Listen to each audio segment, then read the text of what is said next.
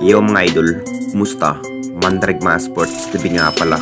Ating pag-usapan, Barangay Nibra, may bagong player at Bunpisumal gagawin ng trade asset. Pero bago na nga yan, kung bago pa lang sa aking channel, huwag mong kalimutan mag-subscribe at i-click ang notification bell para like kang updated sa tinitis upload pa natin.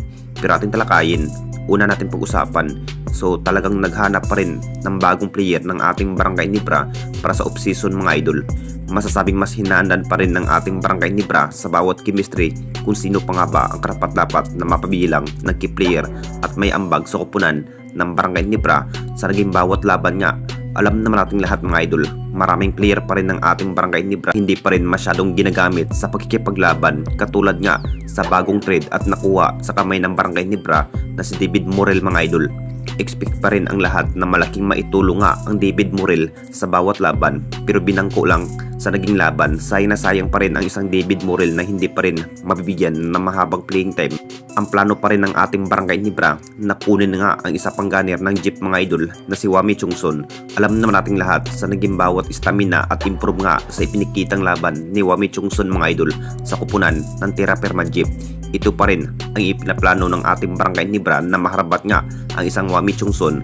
Mas hinahandan pa rin ng ating Barangay Nibra sa magiging chemistry sa off-season at lalo na may dalawang import at walang limited height sa off-season. Mas mapaplakas na rin ang Barangay Nibra dahil mahusay at galing pa rin si Wami Chungson sa opensiba.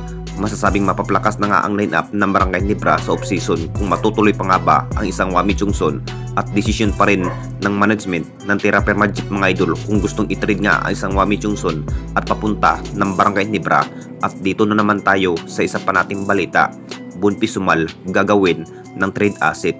Alam naman nating lahat mga idol, sa plano pa rin ng ating Barangay Nibra na gawing trade asset nga ang nasabing player na si Bunpisumal, dahil sa nagdaang laban nga ni Bunpisumal, nag-average point pa rin ang isang Bunpisumal ng 6 points sa naging bawat laro at hindi pa rin mabibigyan ni Coach Tim ng mahabang playing time. Kung bakit mas pinaplanuhan nga ng SMC na gawing trade asset nga ang nasabing player na si Bunpisumal.